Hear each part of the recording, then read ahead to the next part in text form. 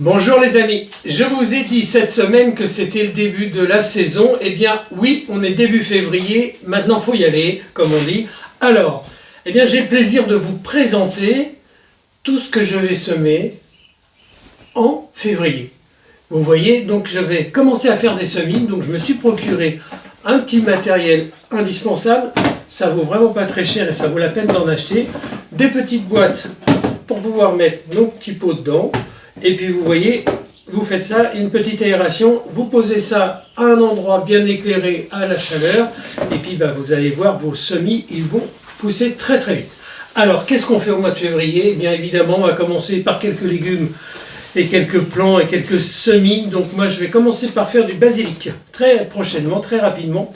Des carottes, alors donc de la carotte de Touchon et de la carotte nantaise améliorée. C'est les premières de l'année, c'est celles qui marchent le mieux quand on les met directement maintenant. Par contre, la Touchon et la carotte nantaise améliorée, je vais les semer dans notre nouvelle serre. Je mets ça dans une serre à l'abri. Les semis de carottes ne se repiquent pas. On ne repique pas les carottes qui sont faites dans des petits godets, ça ne marche pas vraiment très bien. Alors, ce que je peux vous dire, c'est que vous pouvez le faire en pleine terre. N'en mettez pas beaucoup parce que pour avoir 1000 graines de carottes, il faut à peu près compter 1,8 g. Donc les sachets qui font 1 gramme, c'est déjà énormément. Vous en avez pour plusieurs fois dans la saison. Et puis c'est aussi la période pour commencer à faire ces semis de choux. Donc vous avez du chou rave, donc j'ai pris un petit chou rave violacé, un chou cabu nantais et puis des petits choux de Bruxelles. Alors les choux de Bruxelles, j'en plante pas, j'en sème pas non plus beaucoup parce qu'en général on n'aime pas trop. Alors je me suis dit cette année on va y revenir une fois, on verra bien si ça nous plaît, mais c'est le moment de faire nos propres semis. Ces semis de choux, vous allez les mettre en boîte, ils vont rester au chaud, vous ne les mettez pas dehors. Ensuite, en pleine terre, vous avez les semis de navets, les semis de poireaux. Alors les poireaux, j'attire votre attention puisque ça ce sont des poireaux, c'est des gros du midi, c'est les poireaux pour l'été. Les poireaux de l'hiver, on fait les semis plus tard. Ensuite, vous voyez, il y a plein de choses. Les patates douces, ça y est, c'est le moment de lancer ces cultures de patates douces. Ça va être dans le mois de février, on commence à le mettre dans un verre d'eau. Nous, c'est notre façon de faire, c'est celle qui nous plaît le plus. Et puis, c'est aussi le moment de faire des piments. Les semis de piments, c'est maintenant qu'on les commence. Alors, j'ai pris 3 variétés. L'incontournable piment de Cayenne, pourquoi? Parce que nous on a un four à bois et qu'on en consomme pas mal dans nos huiles pour la pizza. Et puis après j'ai pris des piments doux qui ressemblent fort, beaucoup d'ailleurs, au piment d'Espelette. Et puis après j'ai pris des sucettes de Provence parce que ceux-là ils sont très forts et qu'il y a des fois on aime bien avoir des plats très très épicés. Voilà, vous voyez, il y a plein de choses qui se préparent. Il y a aussi les radis, bien évidemment. Donc les radis, vous les faites en serre pour la première fois, les semis.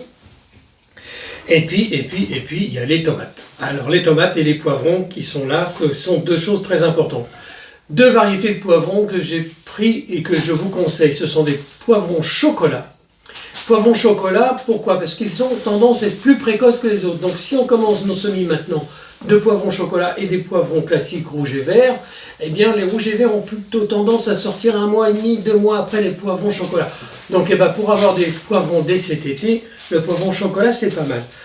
Et puis après, il y a les tomates. Donc les tomates, j'ai pris 8 variétés les plus classiques. Pourquoi? Parce qu'on consomme à peu près 35 kg de tomates pour une famille de 4 personnes en France, c'est la moyenne. Donc on mange 18 kg à 20 kg de tomates fraîches dans l'année et on en mange à peu près autant en tomates, en produits dérivés, c'est-à-dire les sauces tomates, les conserves que l'on fait. Donc j'ai fait quoi? J'ai mis de la tomate pour la bouche, donc là vous avez de la cœur de bœuf, vous avez de l'ananas, vous avez des tomates noires de Crimée, la tomate une green zebra. Et puis après, la petite merveille de Bretagne, celle-ci, c'est la précoce de Quimper. Tous les ans, depuis qu'on cultive ces petites tomates, les précoces de Quimper, on a énormément de gens qui nous les demandent. On avait notre propre cheptel, on n'en avait pas, donc maintenant vous pourrez les trouver aussi chez nous. Et puis après, il faut faire de la tomate de garde pour les conserves, donc j'ai pris de la marmande et de la Saint-Pierre qui me paraissent tout à fait normales. Voilà, donc ça ce sont toutes les semences qui vont être à faire au mois de février. Alors pour les mamies, les papis et puis les mamans qui veulent initier leurs enfants au potager, on a cette magnifique boîte qui est mon premier potager bio. Je vous montre ce qu'il y a dedans. Voilà, vous allez trouver ça aussi chez nous. On a trouvé ça tellement marrant et tellement agréable qu'on s'est dit c'est inévitable. Alors voilà, si vous avez envie de faire plaisir à vos petits-enfants ou que vous avez tout simplement envie qu'ils vous accompagnent, vous pouvez le trouver chez nous, mais on va vous expliquer tout ça rapidement. Et il y a aussi les échalotes. Donc les échalotes, c'est à partir du 19 février qu'on va les planter. Donc moi, je prends comme d'habitude la cuisse de poulet. C'est la traditionnelle française, c'est une semi-précoce. C'est de la longueur, je prends de la mi-corps, celle-ci c'est une demi-ronde, elle se garde bien celle-ci, elle est très sympathique. Et puis la germore, et bien la germore c'est une variété très précoce. Et puis cette année, j'ai choisi une autre variété, c'est la Golden Gourmet. La Golden Gourmet, vous verrez, vous n'avez qu'à chercher un peu si vous voulez savoir ce que c'est comme échalote. C'est vraiment une échalote traditionnelle. Tout ça, c'est des choses qui existent en France et qui existent depuis longtemps. Moi, j'entendais ma mère qui disait il y a des années, oui, on va mettre de la cuisse de poulet. Et ben voilà, ce sont des variétés authentiques. Alors, ce qui me permet, en parlant de ça, d'arriver sur le sujet qui est très important aussi aujourd'hui. Toutes les graines que nous allons vous proposer sont des graines qui sont de production française majoritairement et quelquefois qui viennent de l'Europe, mais oui, parce qu'on n'a pas tout en France non plus. Et puis ça, c'est une première des choses. Donc ce sont toutes des graines reproductives, c'est-à-dire que quand vous avez planté, vous allez pouvoir récupérer les graines sur vos plants et vous allez pouvoir vous en servir et reproduire ça. Ça vous permet plusieurs choses. Ça vous permet de faire une grainothèque personnelle. La grainothèque personnelle, c'est ce qu'on fait, on arrive à une certaine autonomie. Et c'est aussi une très grosse économie. Pourquoi? Parce que quand vous allez faire vos poivrons, au lieu d'acheter des plants, vous allez faire vos semis, vous récupérez les graines dedans. L'année prochaine, vous n'aurez pas besoin d'acheter des graines. Et forcément, tous les ans, il y a des choses qu'on doit acheter parce qu'on ne peut pas tout faire non plus. Alors, on a voulu faire quelque chose un peu plus particulier pour tous les gens qui habitent à proximité de chez nous. Eh bien oui, vous pouvez avoir la possibilité de retrouver toutes ces graines au bar à Jo. Bar à Jo, tout le monde le connaît à Guiscriche, mais c'est aussi la maison de la presse. Alors il m'a confié un petit espace pour que je puisse faire un petit rayon pour pouvoir vous présenter nos graines. Donc vous pourrez les trouver directement, ça vous évitera des frais de transport.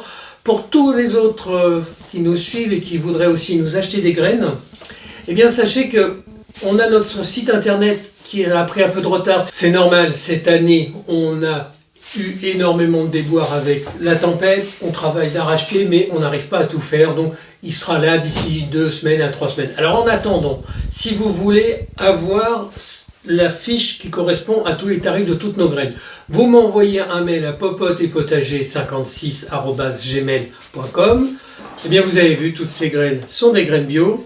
Il y a de quoi bosser, il y a de quoi faire. Vous n'êtes pas obligé de tout faire comme nous. Nous, on vous montre tout ce qu'on fait parce que c'est vraiment notre passion et puis qu'on a de la place et que c'est vraiment quelque chose qui nous tient à cœur. Mais vous pouvez choisir tout ce qui vous plaît. Je vous laisse nous contacter, je vous embrasse très fort et à très vite pour de nouvelles aventures au potager, bien sûr. À bientôt.